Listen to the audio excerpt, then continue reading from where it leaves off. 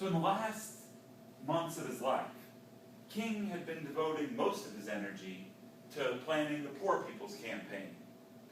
And after his death, SCLC decided that the Poor People's Campaign had to continue.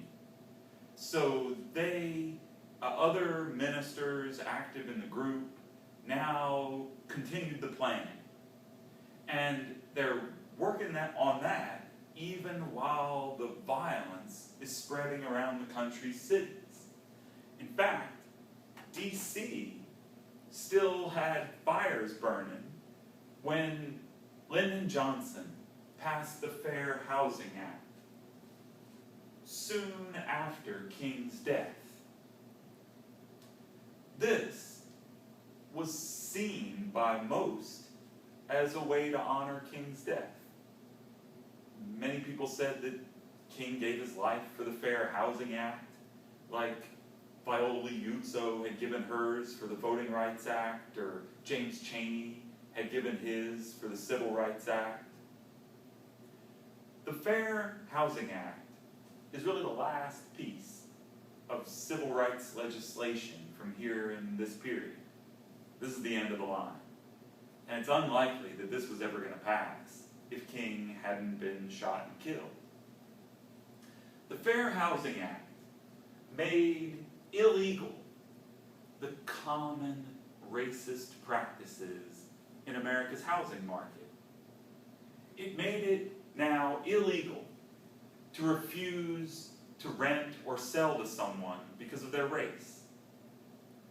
This, of course, was routine across the country, and now it was illegal.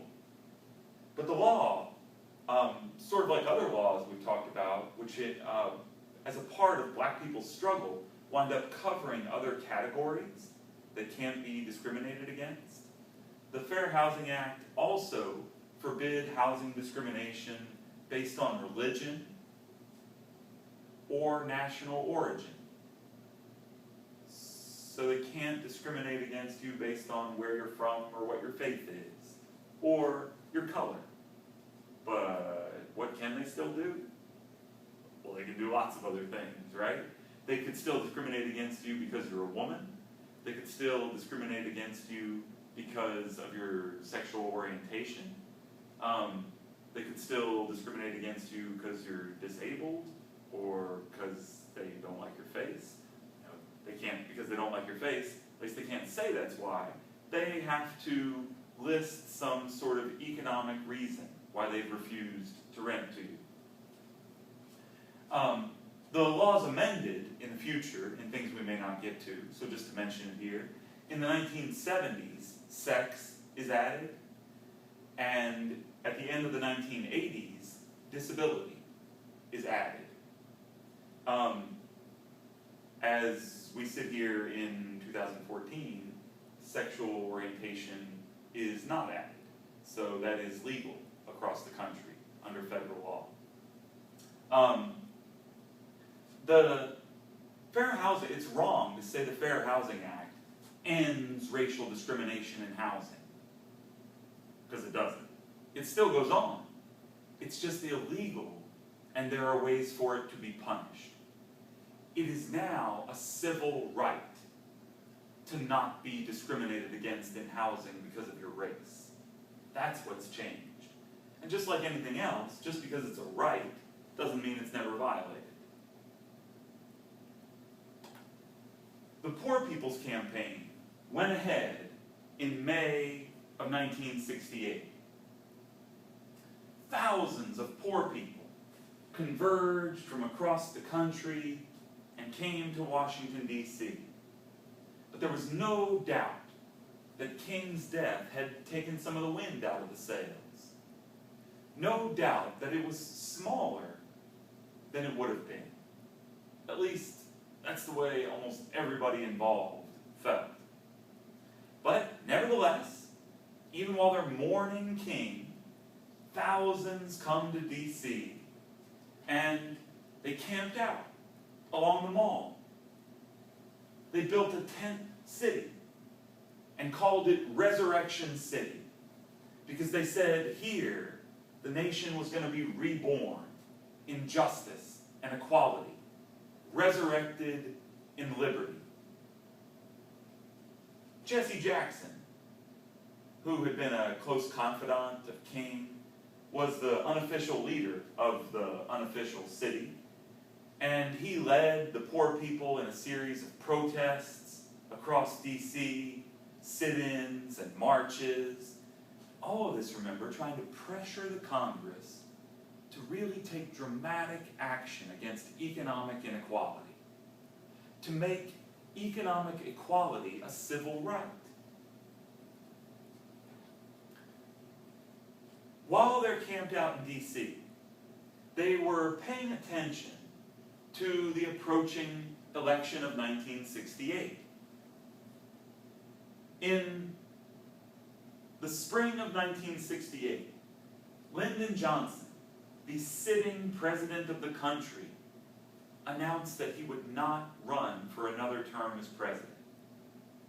This almost never happens, but it happened to Johnson because his popularity was 80% when he started and 35% when he says he's not going to seek another term.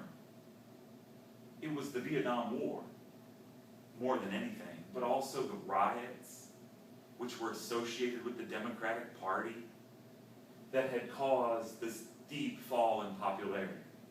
So we have a weird thing here. The sitting president could run, but isn't.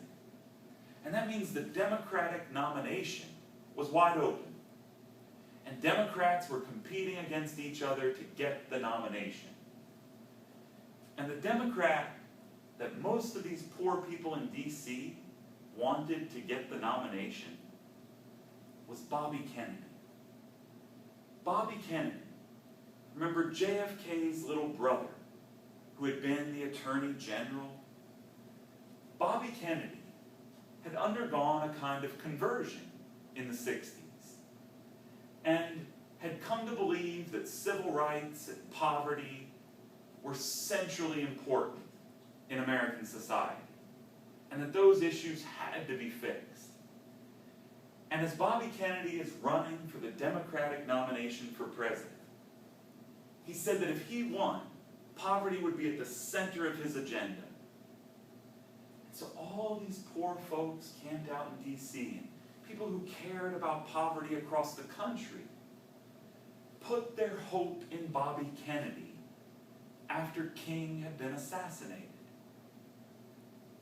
And while these folks are camped out in D.C., came great news across the radio. Bobby Kennedy had won the California Democratic primary. This made him the front runner, the most likely Democrat to get the nomination. And then, of course, he still has to beat a Republican and win. But Bobby Kennedy wins the California primary, and that makes it look like Bobby Kennedy is going to be the Democratic nominee.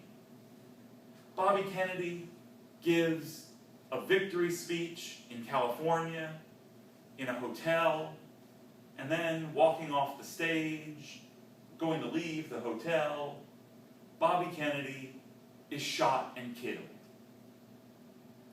Assassinated in June of 1968.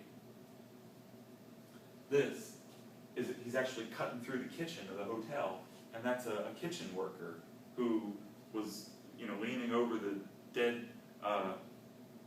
candidate for president when a reporter comes in and snaps a picture. Bobby Kennedy is dead. And for all those people mourning King and had put their hope in Bobby Kennedy, what is this like? Oh, it's just like a punch to the stomach.